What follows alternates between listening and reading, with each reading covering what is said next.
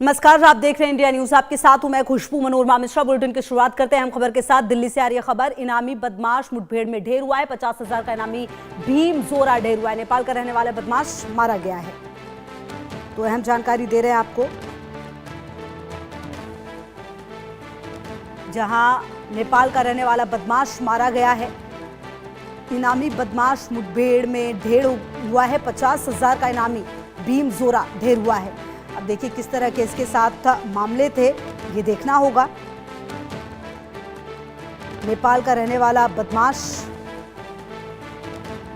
ढेर हुआ है और सफलता मिली है। और जावेद हमारे से होगी ज्यादा जानकारी के लिए इसी खबर पर हमारे साथ। जावेद, क्या जानकारी मिल पा रही है? किस तरीके का ये बदमाश था जिस पर 50,000 का इनाम था? देखिए, पिछले साल दिल्ली के जंगपुरा में एक डॉक्टर पॉल ने जिनकी हत्या हुई थी, उसमें जो है नौकरानी समेत कुछ नेपाली जो उसमें बदमाश थे वो शामिल थे। उन्होंने पूरी तरीके से रैकी की थी और डॉक्टर पॉल की हत्या करके फरार हो गए थे, जिसमें ज्यादातर जो हमलावर थे, जो हत्यारे थे, वो नेपाल से जुड़े हुए थे।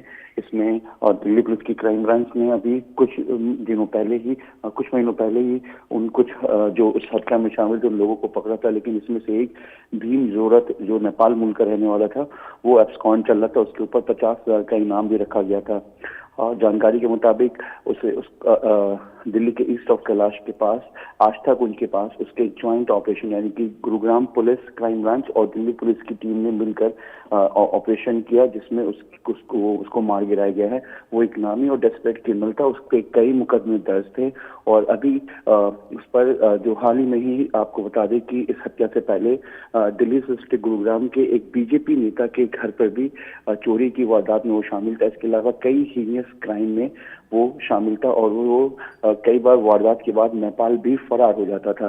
दिल्ली पुलिस को एक लंबी तलाश थी, क्योंकि डॉक्टर पॉल जिस तरीके से जंगपुरा में हत्या हुई उसके बाद वहां पे लूटपाट की वारदात को अंजाम दिया गया, पूरी तरीके से रैकी किया गया था इस वारदात में।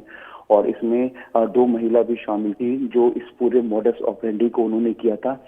और भीमा जोरा को भी इसमें शामिल किया गया था। भीमा जोरा वांटेड था और दिल्ली पुलिस को इसकी तलाश थी। दिल्ली पुलिस ने एक स्पेशल इनपुट के बेस पर इस पूरे मामले को, इसके मूवमेंट को ट्रैक किया। उसके बाद जब ये दिल्ली के आस्था कुंज के पास जब ये पहुंचा, जो कि ईस्ट ऑफ कैलाश का इलाका है, ठीक है, लगातार नजर रहेगी और देखेंगे इस पर कि क्या कुछ और पूरा ये इसमें अपडेट सामने आता है। बहुत शुक्रिया आपका इन तमाम जानकारियों के लिए।